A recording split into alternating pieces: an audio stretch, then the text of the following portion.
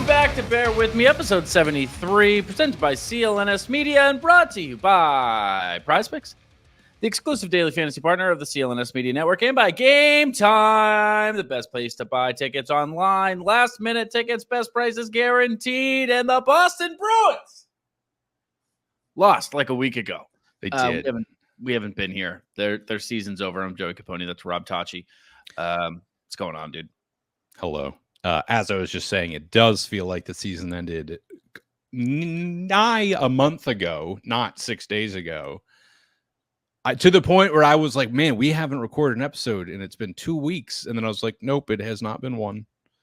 Yeah, it still has been a while. It has, especially for us. Something came along that was not desirable. And we said we will ignore it until we have to do something about it. And here we are. That's just our philosophies in general, I think. Like, that didn't go my way. I'm not going to acknowledge that. Yeah, I mean, how many times? I mean, we've done the show for 2 years, right? And both playoff runs, when they lost, we were like, we'll give it a full week. I think last year was longer. I think it was like almost a month last year. It was a bit. It was quite a bit. It was brutal. In all fairness, last year was the worst loss of our Bruins fandom. Yeah, it was. Which is crazy in retrospect, because it was a first round loss. I did watch the Bruins lose Game 7 at home in the Stanley Cup final, and still a first round exit after that season felt worse. Maybe. I mean, the 2019 one is difficult because I shut down. Like, I'm on record saying things like, it's just a game. That's how you know I was blocking it out. I couldn't process it. You texted me, dude. That's fair. I know where this after is going. This game, and you said, let me find it. It's going to be a bit. You think you said I'm oddly okay? I was, and I remain oddly okay, because this is not last year or 2019. This is. I said that I would be fine with losing to Florida, and I think most shocking of all is that I was right. I thought it would be like, man, I can't believe I thought that I would think that. But I do. It's okay. The fact that they forced a Game 6 really mattered to me. Absolutely. I would have loved to have said, they took it to 7. Yeah. That would have been great. Then I really would have been like, man, house money. Mm-hmm. But yes, saying, the Bruins were expected to get destroyed by Florida and they took them to 6. Is it now? So the Bruins got past their first round Demons, right? And they got past the 3-1 lead Demons. Is it now? Is the conversation going to shift to like a Panthers thing, like a Bruins Panthers thing? Like, can they beat the Panthers in the playoffs? Yeah, sorry, go ahead. I was going to say, or are the Panthers not big and mighty enough for that, like, to be bestowed on them? No, I think they do. And I think these things just kind of right themselves. It's the way it was with the Lightning for a while, where we just kept losing to the Lightning. It is what it is. It's just one of those teams. It's like what we are to Toronto, although that's so much worse. So much worse.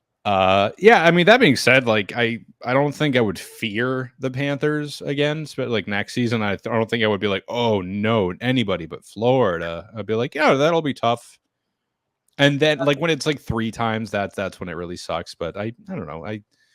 I do think that there is something there now, and I think even after last season there was. But I'm not concerned about it. And like again, like in general, I am very happy with how things ended up going on the whole for this season. I think for what we went into it expecting, and then what we got out of it, I couldn't have really asked for much more. They went above, and I don't want to say above and well beyond, but they went above what I expected them to do. And the thing is, like, not to be all too defeatist here, had they come back, beat Florida, like, the Rangers are waiting for them. Like, and I don't like that matchup at all. So, like, no, or anybody out of the West, and it's fine. Like, that's okay. Like, the Bruins didn't go into this offseason as a contender for a reason.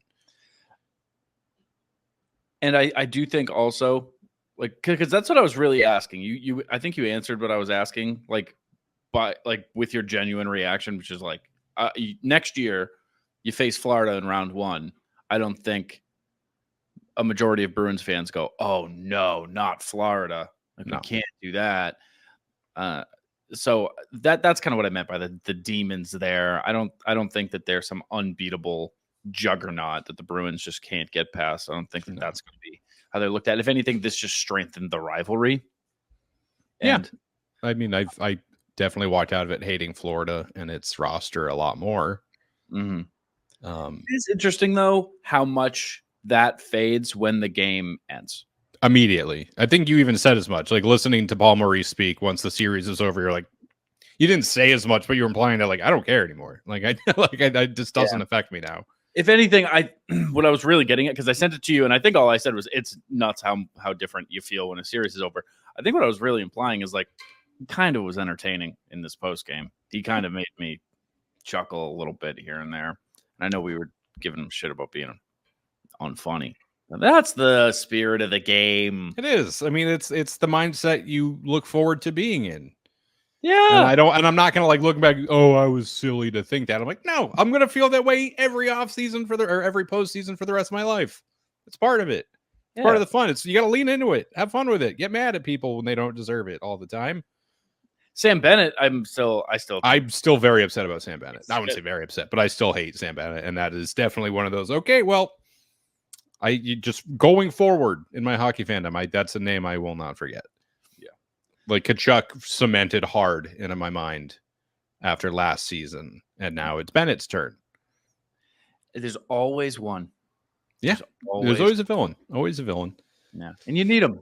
Yeah, it's more interesting. That's why Marchand's the man. He's the man. He's the man. And he's turning face, dude. Is that what they say? I don't know. In wrestling. Turning face? Baby face run? I don't know what you're talking about. The good guy. He was the bad guy. Now he's becoming the good guy. Interesting. Yeah. Heel turn. It's the opposite. Oh, okay. No, not okay. Toe turn? Sure. He's turning away from being the heel. Okay. Yep. This is what we're here for. This is a preview of what's to come this offseason. Sorry, go ahead. Of what's to come in the offseason. Or you're still talking about this year. You want us to keep talking about this year? Because I was going to talk about the offseason and next year. The note I was going to say is the only thing I left I want to bring up for Game 6 was how absurdly bad the audio was. I do want to bring that up. Dude. I've never heard that before. Like, that's not like, oh, this again. It's like, what's happening? Like, where they use like one phone microphone on the ice, and they're like, that's good. I think that's enough, right? I know what they're trying to do. It's what everybody's trying to do, and it's to bump up the on ice or on field or on court audio. That's what everyone's trying to do. They like, you feel like you're there. Ooh, the pop of the mitt, the crash into the boards, the hard foul under the hoop. Feel like you're in it. But it was done horribly. It was like I didn't feel any kind of atmosphere whatsoever. You couldn't hear the crowd. And then when that TSN clip was posted, I became, check this sentence out, jealous of Canadians. Don't make me feel that way. Don't put me in a position to feel that way. Turner Broadcasting, it is so hard to make me jealous of our neighbors to the north. But you did it. You did a very bad job. Yeah. Very bad job. And to what you're saying about them wanting to pump up like the audio on the ice, they can't even commit to it because when the puck goes behind the net, they mute the microphone behind the net. Yep. So then it's like you just hear this like drop in audio suddenly, and you're like, what just happened? Am I going deaf? And so you can't hear the crowd nearly as well. The play-by-play was insufferable. I am so happy to be done listening to it. It was just very frustrating. And again, it was just like to end the season on it too. I'm like, all right, great. Like going out with a bang. Like Zaka's goal was sick. And like you said, like the Sportsnet call of it was so much better. Not even the call, just the audio. Because you could hear the crowd. And people were like, wow, the Garden's quiet tonight. I'm like, no, it's not. They're just quieting the microphones that pick up the crowd. And the guys who were there were saying, like, I promise you it's loud in here. Yeah, like deafening. Yeah. And they're also telling you next week's weather because they're living in the future, being Like there. a 90-second delay between reality and what Ted Turner decides to show us. It was, and thank God that they got the memo and chilled a little bit. I mean, here's the thing in general. To all you guys, God bless you. God love you. I know some of you. You don't need to tweet McAvoy scored 1-0 Bruins. You don't fucking need to tweet that. I'm watching it. That's not a tweet. That's not a tweet. That's not what a tweet is. Give your opinion. Give your thoughts. Give your whatever. That's not reporting to just say what happened on the ice. I saw it too. Or let me see it. I haven't seen it yet.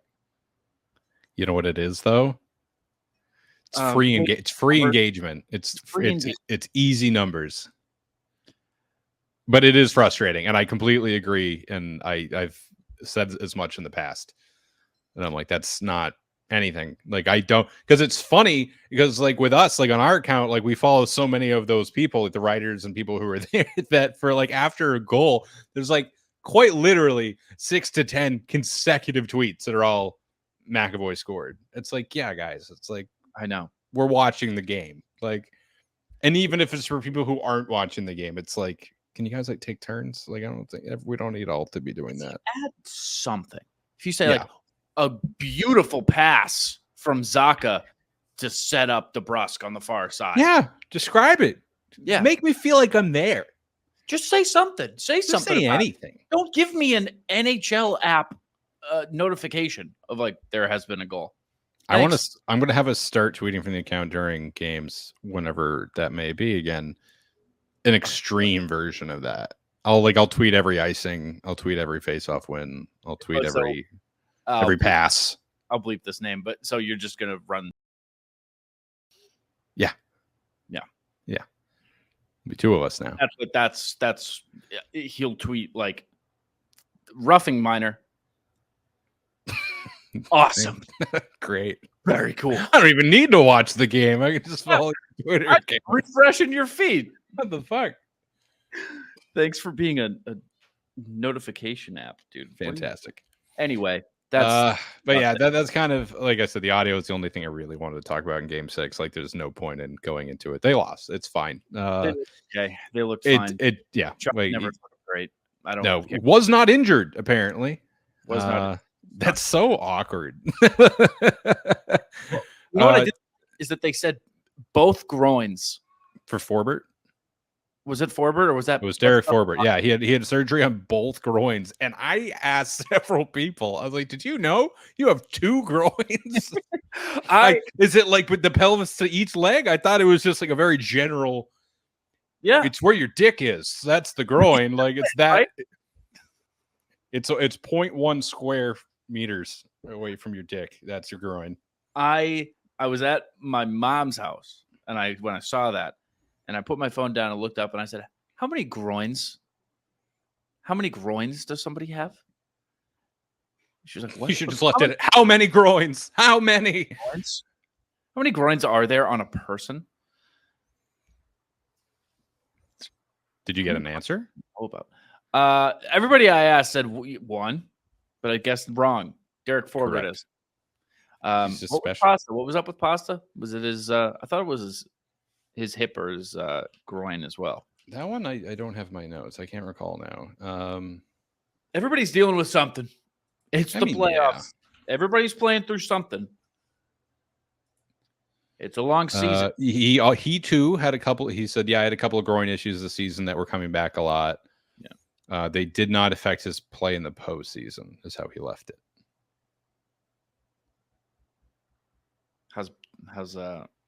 Was anything wrong with Brad Marchand? I don't believe so. No, he was all good. Yeah, I didn't have any issues with Brad. I'm talking. He says, I definitely pushed it getting back and wouldn't say I was upfront about how I felt. But it's hard to sit out and make the decision to sit out. The only reason I got pulled out of that game, the only reason I was in concussion protocol was because of the doctors forced me into it. I mean, yeah, that's how that works. That's how that works. We're But not also, leaving that up to you. No one would ever go into concussion protocol. yeah, the guy with the brain injury. We're gonna have. Who are we to question his judgment? I feel like that quote should be getting way more attention. I feel like this is the first time I've read it. If I'm being honest, I'm a little shocked to be reading it. It's the first time I'm hearing it. This is from Ty too. Like, this isn't even like a buried article. Like, this is Ty Anderson. It's like, yeah, I rushed it. I was definitely still concussed. Oh shit! Okay. NHL is shadow banning Ty Anderson's tweets about that because I feel like we certainly should have seen that. Yeah, interesting. But no, I mean, a few of these. So yeah, Forbert, both his groins and his thumb. McAvoy was fine. Lindholm had played with a lot of the season with a knee brace. No surgeries this summer. That's great. That's very good. Good. Your audio's a little off, by the way. Is it? Yeah, like you're like the first word you say isn't really picked up very well. Whoa. Of course, now that you're testing it, it's fine. Is it better now? I'll let you know if it happens again, but yeah, sure. Please do. All right, it just happened right there. God damn it. Well, I'll talk for the both of us. It's fine. Perfect. How about now? Do I sound better now? Yeah, you're louder. That's part of it. Is that enough to fix it? You probably. Yeah, you'll be all right. I'm not a doctor. I don't know. Cool. Surgery. None of them. That's good. So there's like some stuff I want to talk about. I don't really know what order I want to talk about it in. Well, you know what? Take a second and think about what order you. Okay. All right. Tell me why, Joe. Tell me why. Because right now I'm actually putting together a couple of picks. Putting together a team.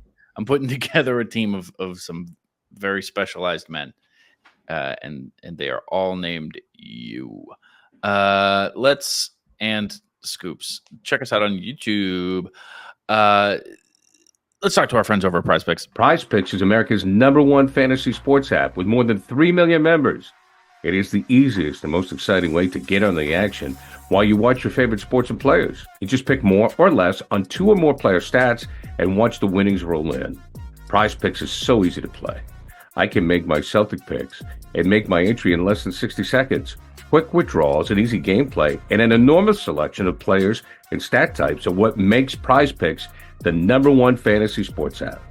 Celtics and NBA fans, you can get in on Prize Picks in 30 states across the country, including California, Texas, and Georgia. On Prize Picks this week, I'm selecting Jason Tatum to dish out more than 5 assists and his teammate Jaylen Brown to have more than 22.5 points. Download the app today and use code CLNS for a first deposit match up to $100. Pick more, pick less. It's that easy. Prize Picks. Let's talk about the goalies. Let's talk about them. Well, one, fucking thank you, Swayman. What a performance that was. That was sick. Genuinely awesome to watch. And he cried a little bit when they chanted Swayman after the game, which it's like, that's sweet. And you can even see it. There's like a couple of shots where you can see through the mask and you can see him a little teary-eyed. Mm-hmm. Somebody asked him about, like, what does that mean to you? And he just said, tears. What a guy. Awesome. Love it. What a postseason for him, obviously on the ice. Off the ice, too. Like, Jeremy Swayman might be the most desired man in the city of Boston, Massachusetts. Probably. Thirst traps alone. I can't go a day without seeing a dozen Jeremy Swayman thirst traps. To be fair, you are the one making them. To be fair, I do follow Jeremy Swayman thirst traps 1, 2, 3, and 4, but might be right into it. Yeah. That being said, yeah, very confident with him as a definitive one goaltender, like the goaltender, the starter, like Swayman Bussy. Yeah. But so that, you just that does come in, dude, right? He knows he has 1 year lame duck contract. You got the goalie of the future. He just proved himself big time. I'm sure Linus gets it. I'm sure Linus is like, hey, I'm sure I'm out of here. I've had a great time here, but I see the writing on the wall. Everybody knows what's coming, right? Wrong. Opposite. He, at the presser, called the media over to his stall excitedly and was like, I'm ready to talk, which apparently is very atypical for him, or for anybody, really. Usually it's someone being like, Jake DeBrusk is available for comment. He was like, hey, I'm over here. Let me talk. And the first thing he said is, I'm here for another year. Which I texted you. Yeah. It feels sad. Yeah. Because it's not really up to him. No. It is in the way that he has a partial no trade clause. But Jeremy Swayman's getting paid a great sum of money this offseason. You're locking him down. He even said the goal is a long-term deal with the Bruins. There's nowhere else he wants to be, and he's confident it's going to get done. I think we all are. I don't think there's anybody in the hockey world right now that doubts that will happen this summer. Mm-hmm. Not paying $13 million for 2 goalies. I'm just not doing it. You can't do it. You simply cannot do it. The tandem only works because Swayman was not on his big boy contract yet. And you had Ullmark for $5 million, which is pretty fucking cheap for the Vezina winner and then the reigning Vezina winner. Ullmark's going. He just is, right? Like, am I wrong to just say, like, with definitive confidence that Ullmark will not be playing for the Bruins next season? No. It would make no sense for them to keep him. It would make absolutely no sense. I think it's a foregone conclusion that he's gone. And I don't think I think they'll navigate the no trade. I know that he had said one of the motivations for his no trade clause teams was like not wanting to uproot his family to certain places, like just not wanting, I'm sure his wife and kids had a say in it. I think his kids are very young, so I doubt that they had a say in it. I don't know if they were like, Chicago doesn't really fit my style, but probably him and his wife decided like places they don't want to move to. So I don't know the likelihood of him changing that list at all, but strictly for the sake of salary. And I know that they have a ton of space, but hanging on to an extra $5 million, just like, it doesn't make a lot of sense because Swayman's your guy. Sweeney can do a lot with $5 million. Yeah. And again, it's not like we're wanting for goaltending depth. You got Bussy waiting to come up, who is by all reports like also a huge stud. Mm-hmm. It's Ullmark is gone after this year, anyways. So it's either trade him now or get nothing for him when he leaves. I think you get next to nothing for him when he goes. You mentioned that, and I disagree with that too. I don't think he's going to get you the king's ransom, but I don't think he's getting you nothing. It's Linus Ullmark, dude. Like that. There's a lot of teams who need goaltending. Yeah, but it's a goaltender. Like, the market for a goaltender is always low, and so it's a goaltender for 1 year, and they know the situation that the Bruins are in, where they're trying to dump him. They want him gone. It's kind of hard to sell something that you're pretty vocal about not wanting or needing. I'm a very brief search. It doesn't seem like there's a big goalie pool this summer, though. Like, there's not a ton of like names floating around that are ready to go. Yeah, I mean, the market is only so thin. You know what I mean? That you only really need one. You know what I mean? Yeah. Reports apparently that during the deadline, the Bruins were trying to make a deal with Carolina to send Ullmark there, and now whisperings about Ottawa being interested in Ullmark. It's like one of those things that's like, I'm never surprised a team is interested. Yeah. But I will be very surprised if Ullmark remains a Bruin, which sucks because I love Ullmark. Ullmark's fucking a phenomenal goaltender. Was so big for this team, and him and Swayman are like brothers. So it's such an odd position to be in. Like, this is not. It feels like you're cleaving twins in half and being, all right, one of you's going to summer camp. Like, go away. Yeah, it's a weird analogy, but you know what I mean. Yeah, twins aren't necessarily conjoined. There are twins who are not conjoined. There was an implication that they were conjoined twins when I said cleave. You said cleave them apart. Yeah. Yeah, I literally pictured like one of those paper cutters. I pictured a meat cleaver. Yeah, well, I did say cleave, to be fair. Yeah. Again, to me, it just kind of feels sad. I'm like, because I'm not gonna be like, he's in denial. Because he can veto trades, but not all of them. It's 16 teams. That leaves 15 other teams you can get traded to. I think it drops to 14, doesn't it? Even more to my point. Yeah. It's gonna be awkward. Not saying it won't be, but I don't expect him to be back. It's heartbreaking. And it's time, and you gotta let Swayman go, because then you don't have to deal with any of this, like, can he handle playing this many games in the playoffs? He's never played this many games in the regular season. It's like it's high time he is given full reign.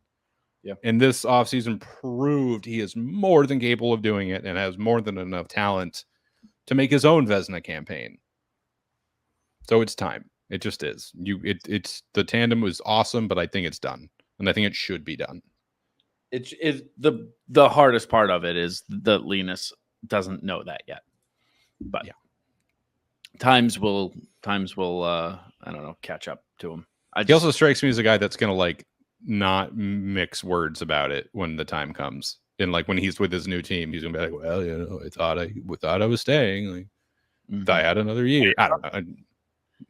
Your audio is still tough. I can't really hear you half the time. Shoot me into the sun, dude. I don't know. Dude. Fucking trying, dude. See Pasa, his comment, he's like trying to get people to come to Boston. Or he said people should be excited to come play for an organization like the Boston Bruins. Hell yeah. I did not see that. I would agree, David. I would imagine that's a very tantalizing prospect. I'm excited for the offseason in the sense that the uncertainty of like, it feels like, well, anything could happen. Anybody can come here. Obviously not everybody. But there's like an unknown aspect to it. It's kind of exciting. Yeah. There's so much up in the air. You're like, at any moment, you can just get the news. It's like, Jake DeBrusk is the captain of the Utah Hockey Club. They do want him also. Apparently, they're very interested in Jake DeBrusk. I'm sure a lot of teams are going to be. That's my next question. And I don't think the Boston Bruins are going to be at the top of that list. Yeah. They made their quotes about him sound a lot like they have tried and they are done. They were not good. I have a couple here. This is Sweeney saying, we've taken an aggressive position with Jake, which is no different than other players that have chosen not to re-sign and explore. That's within his right. Do I see a path? Yeah, there's a path. I told him that at our exit meetings. He's been a big part of the group. He's elevated in the playoffs, and I would prefer to have Jake DeBrusk on our team. But he has some opportunity in front of him that he may pursue otherwise. I don't have a clear answer for you today, but I know the position we've taken. We feel very comfortable, but it didn't get to the finish line. And then he went on to say, negotiation is a two-way street. To me, it feels like we gave him a number. He didn't love it, and we haven't heard back. Yeah, a negotiation is a two-way street is crazy. That's some petty shit. That's like, we're trying. He's not. Yeah, I mean, the thing is, Jake feels like to me a guy who's going to get overpaid somewhere. Do you think someone pays him upwards of 7? Do you think Jake can make 7? I feel like it's more in the 6s. I figured I've been saying 6 for him here, but so many people are like, no, that's such an overpay for Jake DeBrusk. Maybe. I don't even know what to think anymore. Who is Jake DeBrusk? You know? Which Jake DeBrusk are you getting? And for how long? I'm sure you get every version of him for a little bit. And so it's hard. I don't know. I think people wanted more consistency by now. Oh, God, yeah. We've wanted more consistency for the last... How long has he been here? 7 years. Jesus, for that many years. Wow, I still remember his first game. Oh, my God. Mm-hmm. It's going to hurt. I think that one's going to hit me the hardest this offseason is losing Jake. You think Jake is gone? If I'm only basing off that, my opinion based off of what Sweeney has said, which is really the only comments we've heard, then yeah, I think it was DeBrusk made some comment being like, I think he said that he wanted to stay and he wants to be a Bruin. Actually, no, when somebody asked him, they just said he stayed away from the question. If you got a team like Utah and he gets a fresh start and they are willing to pay him more money and a longer contract, maybe he takes it. And maybe you want to root for him to find consistency somewhere else. It's still going to suck because Jake's been like a very big like face of the team for us and personality. And when he's on, he's on. I think he led the team in points this playoffs. If it wasn't him, it was Marchand, but I think it was him. It's going to suck. And it's had he not just had that killer playoff performance too, this would be a lot more obvious. It would be like, no, it's just not there. But he did. And so the lasting impression we have of him going into him potentially leaving the team is how impactful he is when it matters most. Right. He had 3 power play goals against the Leafs. Like that's not nothing. No, it's not. It sucks. So it's sad to think that his days might be behind us. Yeah.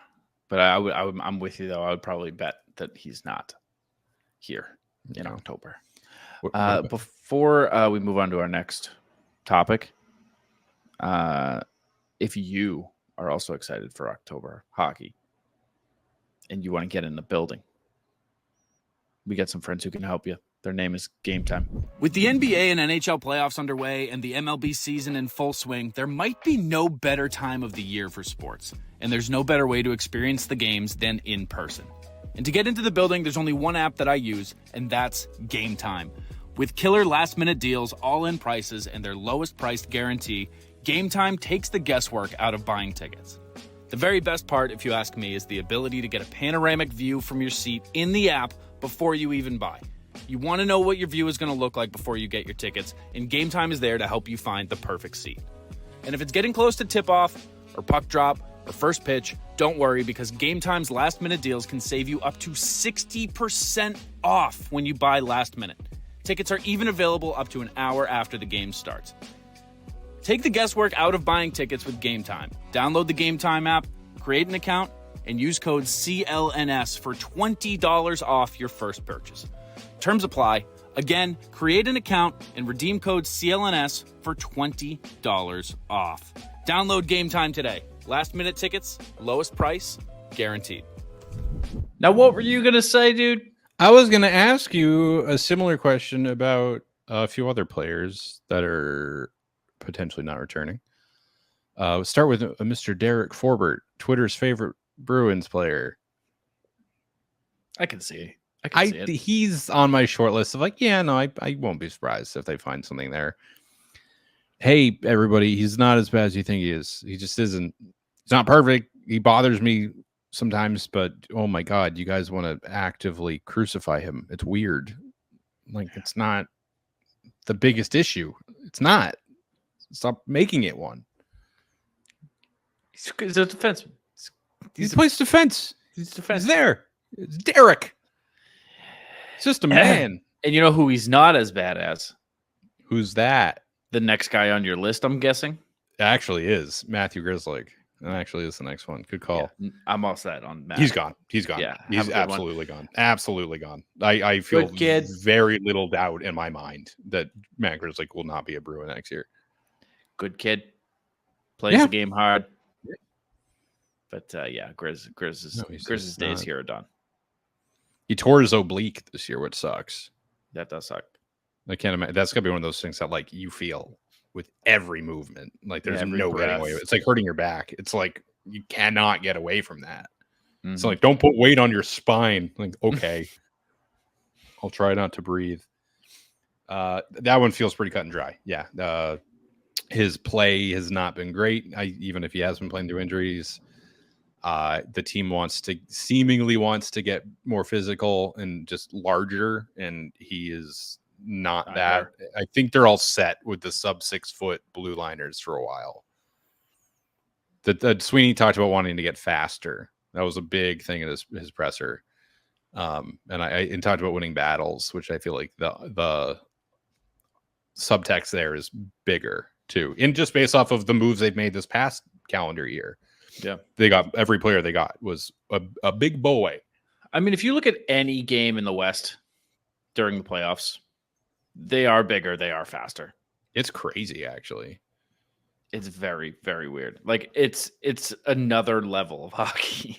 Like to go from watching Bees Panthers to watching like what was it? Oilers Stars. Oh, I'm talking about the series right now. Yeah, no, the last round. Canucks. Yes, Oilers Canucks. Crazy, just a different game. It's like when you watch like professional Rocket League players, and you're like, "Oh yeah, they're playing something that's else. They are playing a different game."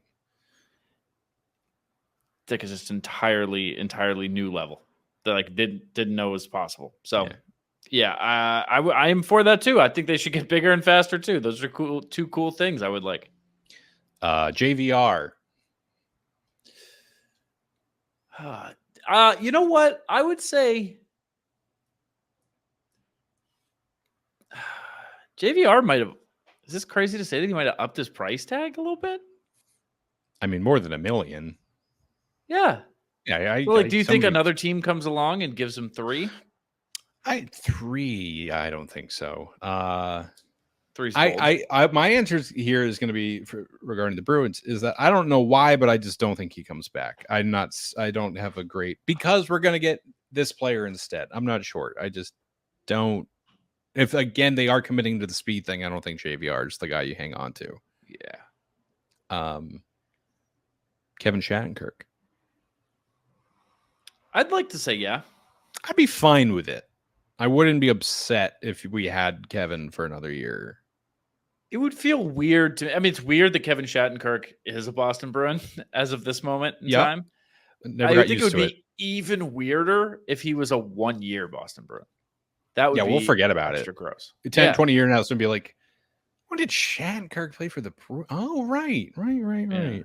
He did. And then a big one, Patrick Maroon. Not big, but physically big. I mean, I want him. He checks all the boxes. Big, fast as all hell. Dude's made of lightning. I mean, I want him. Of course, I'm confident I can walk faster than Patrick Maroon can skate.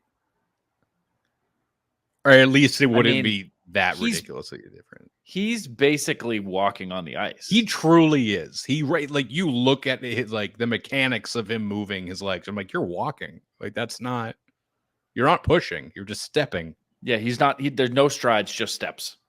With those criticisms, yeah, I definitely want him back next year. Yes. Seriously, I do. I don't know how much of this is coming off sarcastic. I mean, Sweeney said it basically just relies on injuries. Well, yeah, he said health will be a determining factor. But then on the other side of the aisle, Patrick Maroon with incredibly strong comments being like, this has been the greatest experience of my career. I'm like, you were here for 2 months. Yeah. What did they do? That's and he's been around the league for 11 years. More than 11 years. I would think 13. more than 11 years. I don't know. Let's not get bogged down in the details now. But no, he wants to mentor the young guys. Patra, him and Patra are best friends. That's my head. You were asking me, do you think he comes back? Do you think they stick with the guy that they want to be their next franchise center? And yeah, again, just the best experience of his career. And then the other side of it is Sweeney being like, we'll see how he's feeling. He also said that Maroon said that he felt that the team didn't see the best side of him because of him coming off of the surgery, which is fair.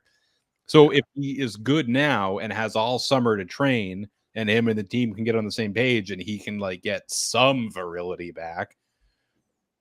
Yeah, 100%. And again, for the mentor thing alone, like you had Nick Foligno go to Chicago and get paid $500 million just to babysit Connor Bedard and be his new dad, which is fine. And I liked it. I'm like, that's a good move. Nick's a great guy for that. Mm-hmm. God, do I miss Nick Foligno? Very fine with a similar thing happening with Maroon and the guys. Like they said, like he's been a voice of the team. He's vocal in the locker room. He's giving the team and the players confidence. Knows what it takes to win. The thing is, it would probably be the end of his career. So like he's probably looking for like 2 years, and like they're probably going to be like, bro, you get one, and then you can get bogged down in terms. Some team comes along and is like, we could use big strong man. I think he stays. I do. I really do. I think if he means what he said and he really wants to stay and the team is worried about his health, I think he will do what it takes to show them he's all right. I mean, assuming he is, which right. I do.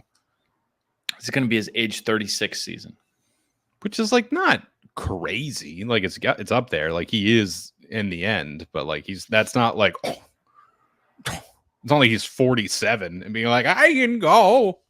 Let me at him. That's a good 47-year-old impression. Thank you. My dad's gonna kick my ass. My 6-year-old dad's gonna kick my ass. I think he's got exactly 1 year in the tank, and it would be cool. I think next year would be a fun year for it because like you have all this cap space. Like the Bruins should be better next year. They should be better than they were this year. So great segue into my next topic. Mm-hmm. How excited I am for next season, dude.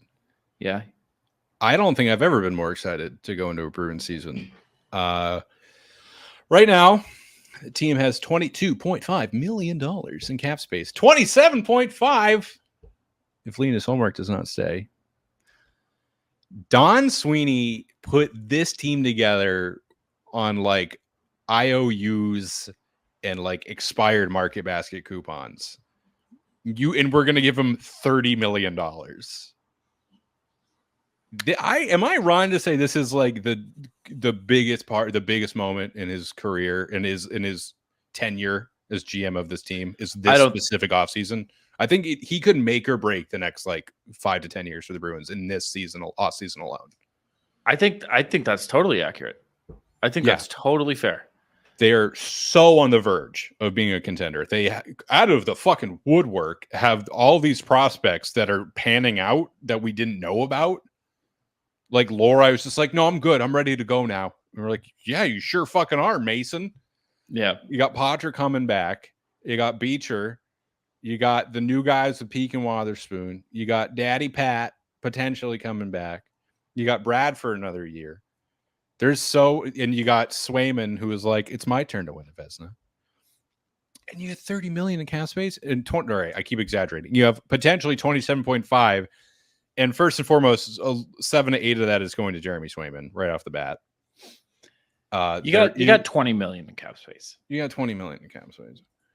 And again, this is all under the assumption that the Bruins are not hanging on to Linus Ullmark, as I delayed to bring this up. Okay, other UFAs. Jake DeBrusk, we talked about him. I don't think he's staying. I don't think I want to include him in this conversation right now. You want to bring back Heinen? That's a couple mil, probably. Does he make more than... No, you don't want Heinen back? No. You don't want Heinen back. That's okay. It's not that I don't want him back, but like you just told me I have like a bunch of gift cards to Toys R Us, and you're like, do you want to keep your old train set? It's like, I do. Listen, I do like it. It's fair. But like, all right. For the purposes of this conversation, we'll say he's gone. Yeah. JVR again. I don't think he's. I'm probably not. And then Grizzly, no. Forward, maybe. And even if he does, it's going to be fairly cheap. It'll be like 3 mil, maybe 4, probably 3. And Kevin Shattenkirk, I don't know. So you're going to want some more depth on defense to pick up for those 3 guys that you're losing. Again, I think Forbert probably stays. So then you got to replace DeBrusk. You got to replace Heinen. And that's kind of it. Boquist is an RFA also. So if you want, you got to pay him too. But again, that's not going to be a lot of money. No. So you say you have $20 million. That is to get Heinen. No, you don't want Heinen. I'm sorry. That is to get maybe Forbert, maybe a couple other defensemen. I feel like they're good in their top 4 with Lindholm, McAvoy, Carlo. Maybe you want another top 4 if you don't want to rely too heavily on Lorei next year in that position, and if you don't want to try to elevate Wotherspoon or Peak there either. But the biggest thing is they got to get their 1C. They desperately need to get a 1C. That is the top of my Christmas list. I would really like Steven Stamkos, to be honest. That he's certainly not a 1C. Isn't he though? Dude's over a point per game for the last like 15 years, even in his current age. Yeah. Is it the speed thing? I don't watch enough of him to necessarily know, but it's the speed thing. It's the age thing. Like I also like, why bring a guy here with like, you have all this cap space and like, you're trying to build this, real contender now. Like, I don't want a rental. I don't want. Yeah, that's fair. What about Elias Lindholm? He's 29, so that's like a good age where you could give him like a 6-year deal. lock him up. His name's floating around a ton. He's not as productive as Stamkos is, but like again, he has the age, probably has like imagine speed on him too. I don't think there is like a wealth of options this summer for the 1C that are like free agents anyways. So like, I mean, there's always the possibility of a trade, but the other big name would be Tyler Toffoli. Which for years people have been like talking about him coming to Boston. I don't know. I'm just gonna keep making that sound over and over again. Yeah, I don't know. 30 goals this year. Yeah, right, that's something. But all of this is to say that they have more than enough money to do some shit. And Sweeney is weirdly good at this part of his job, as much shit as he gets. I'm very excited to see what he does. I have faith that we will go into next season significantly better. I really do. They said they were going to be aggressive, and I immediately, not to conflate the two, but of course, all I could think about was what the Red Sox were saying going on in the offseason, full throttle. I was like, the Bruins do not have that problem. Like, it's like the Red Sox are in the MLB and they don't have a cap limit, and the Bruins have always consistently gone to the cap. So like they will again. It's just, I don't know. I mentioned him briefly, but we get Matthew Poitras back next year, my friend. Our pride and joy I know. will once again take the ice. That's so sick. I'm gonna forget over and over again. I'm almost too excited to the point where I'm like, he's gonna like request a trade for no fucking reason. Like something's gonna happen where like I'll have to look back and like mourn my child that never played another game for the Bruins. Yeah, right. Arson. He's the one who pulled the fire alarm in the Panthers hotel. It was a premonition. There was a little foreshadowing, sign of things to come. Very nice. Thanks.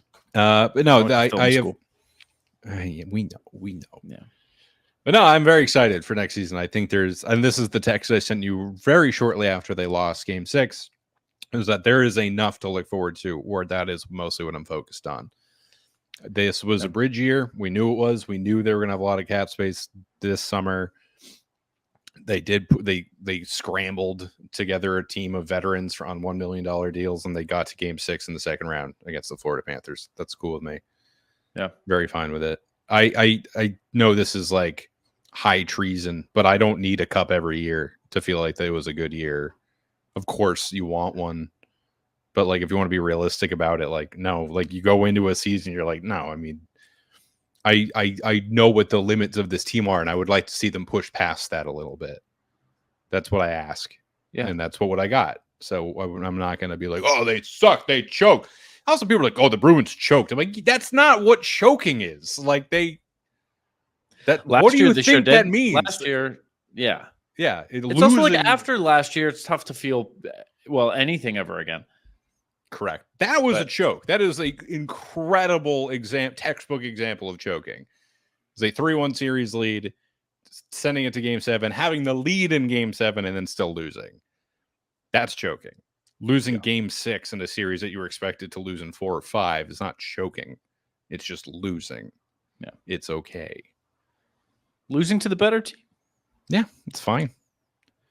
It's fine. Fine. We're going to spend all off season talking about who's coming here, and I'm sure there's going to be news. We're moving to one show a week for the off season. We'll be back to talk about. I don't know. We'll talk about the Cup final as it starts. We'll have some guests on. We'll just reminisce. Maybe we'll play some games on here. We'll do a little trivia stuff back and forth. Maybe just keep ourselves busy. Come keep hanging out with us. We have a good time. We love when you come around. Be our friends. I'm always glad when you come around. You give a little energy to the function. Or as the French say, I don't know. You're what the French call les incompetents. Name the movie. Home Alone. Come on. It's Buzz. Right. Thank you. No, it's not Buzz. Yes, it is. It's his sister. It's the sister. Damn it. I'm embarrassed. The scene where Buzz, they show a picture of Buzz's girlfriend. Yeah, That's actually the director's son. Because That's cool. he thought it would be too mean to show an actual girl and be like, "Oh, woof." So he put his own son he in a dressed wig? his son up in a wig. Yeah. Buzz, your girlfriend. Woof. And by the director, I mean that famous Chicago-based director that I'm definitely not. Chris stalling. Columbus. No, that's not it. He did all the movies. He did. Chris Columbus. It's not Chris Columbus, is it? Chris Columbus did Home Alone. No, No, he didn't. Oh, it's the guy who did Ferris Bueller and John fucking Mellencamp. What's his name? why can't we think of this? John I Hughes. could have just John Hughes. Oh, it is Chris Columbus. I don't know anything. Yeah, that's all. Dude, do you think I think it was don't a John know Home Hughes Alone? movie. I know everything about John Home Alone. I know. John That's Home what they Alone. John Home Alone. John they call Home him. Alone. Yeah. John Home Alone. I don't know anything about Home Alone. Apparently, that's a shame. I really thought I did. That's the theme. He died. So I know a lot of stuff about it. Oh, he directed the other ones. Wait, what? No, it's saying he did direct it. I don't know what Hughes to believe. or Columbus? Yeah, I'm on John Hughes's Wikipedia page, and it's listed Home Alone. Was it a co-directed film? Was he the producer? I feel like Hughes is a bigger producer than anything. It's entirely possible. Just go No, to John Home Alone's Williams did the IMDb page, dude. What are we doing? That's what I'm on, man. This is why you guys come here. It's for us to debate Director about. Chris Columbus, writer John Hughes. Okay, all right. So I was wrong, but I was tangentially wrong. For everyone keeping score at home, Rob wrong, Joe funny guy. Also, I'm pretty sure Marv almost died on the set from doing cocaine. I mean, Who here among us? let he cast the first stone. That's what Jesus said, right? Which one among us has not almost died from doing cocaine on the set of the Home Alone movie set? It's been a bit, dude. The John Candy scene in the original Home Alone, yeah. might be one of my favorite movie scenes of all fucking time. I think he improv'd all of that too. They filmed it in like a couple hours.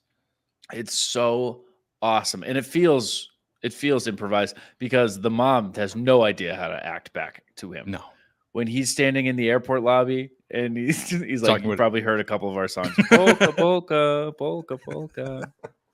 No, John Candy is one of those guys that we just lost way too early. Yeah, like whenever people talk about like the legends of comedy that we've lost and whatever, I always silently internally, because I'm a cynic, I'm like, this guy, was he a legend or did he die?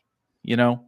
You're specifically talking about Chris Farley right now. I know that you're talking about Chris Farley right now. Well, I didn't say that, dude. But I know you well enough to know you were very subtly trying to specifically talk about Chris Farley. I'm talking about other guys too. You're yeah, but John Candy anyway. Yeah. He's a guy who I'm like, it's actually a legend. No, that's fair. Yeah, there's, oh my God, my mind is blank right now. The Simpsons. Hi, I'm Troy McClure. He died far too young, too. Phil Hartman. I can't believe I forgot that. Do you want to just keep listing people who have died? Do you think that should just be the do you want to end it like the Oscars? In Memoriam. Yeah, in the In Memoriam segment. Episode. There's 4 hours of them just listing dead, obscure comedians. The Bear With Me 2024 In Memoriam segment. John Candy, Chris Farley. Not a single hockey player. Like, just comedians who died in the 90s. Yeah, I'd be fine with that. Sandler's still kicking. He was just in town the other day. He's around. Yeah, they're filming Happy Gilmore too. I just saw the first one for the first time. What do you think? I bet you didn't like it. It made me laugh. Like it was funnier than I thought. It's comedy. Yeah, it was funnier than I expected. Because I was watching it with somebody, and I was like, "Yo, heads up, good chance I don't laugh. I'm not gonna fake a laugh. I don't do that. So if I'm not laughing over here, do that. If I'm not laughing over here, fucking deal with it. I don't know. But That's why I don't watch movies with you. Hey, like I would show you. Hey, if I don't like it, I will tell you repeatedly.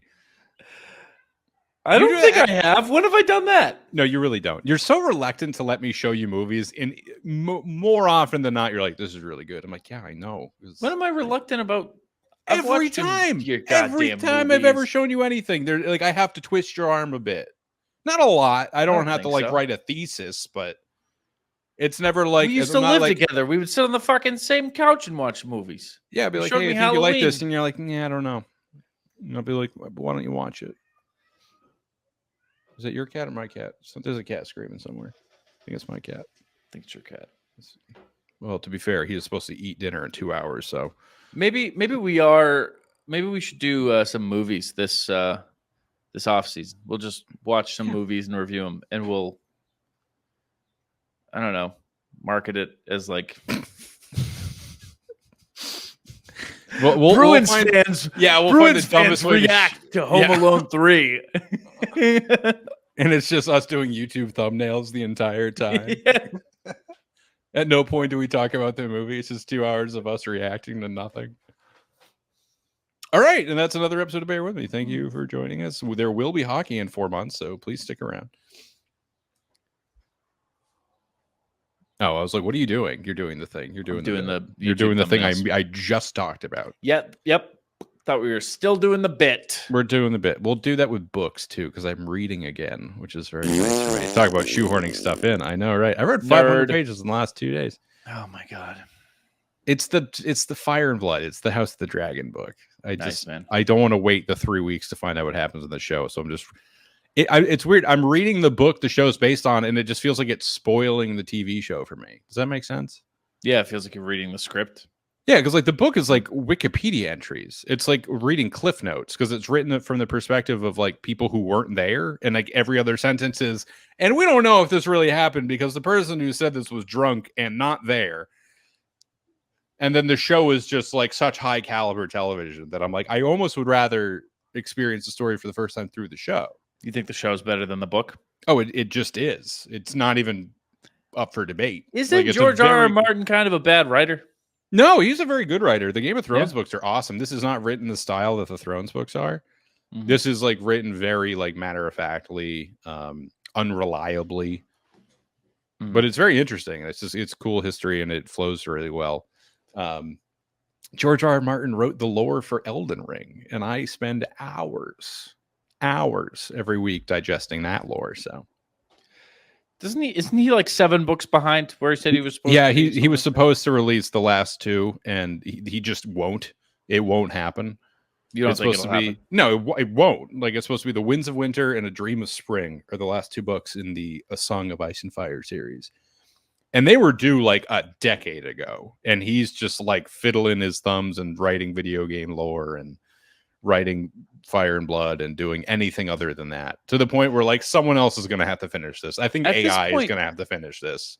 At this point too, it's like, look, the hype is over from the show. If anything, people like now dislike the show because of how bad the ending was. You can't be worse than that.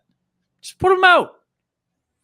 A mutual friend of ours made a similar comment saying that he thinks that he isn't releasing them because of how negatively received the end of the Game of Thrones show was. That it like significantly affected likelihood of him releasing the books. If anything, then whatever he writes just will be better. I mean, right? Yeah. Also, by the time the show ran out of source material, they deviated pretty hard from what was even going on in the books. Like, the books are kind of doing their own thing. They're a lot more fantastical and mystical, and which to me is like the coolest part of that universe. But But no, I don't think Jake DeBrusk resigns to the Bruins. Right.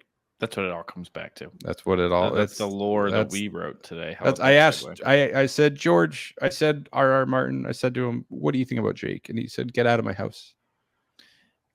And I said, "It took a very long time for me to come in here. You can answer this one thing." Did he? No, he didn't. He wrote me into one of his books. I have a cat yelling at me. Got anything else? No. If you guys want to follow us on the socials, you can follow us on Twitter at bearwithme_pod. You can follow me at Joey Copponi. You can follow him at Rob Tocci. The show is brought to you by Prize Picks, the exclusive daily fantasy partner of the CLNS Media Network, and it's brought to you by Game Time, the best place to buy tickets online to sports, concerts, all your favorite events. Last-minute tickets, the best prices, guaranteed. Use code CLNS, both of those places.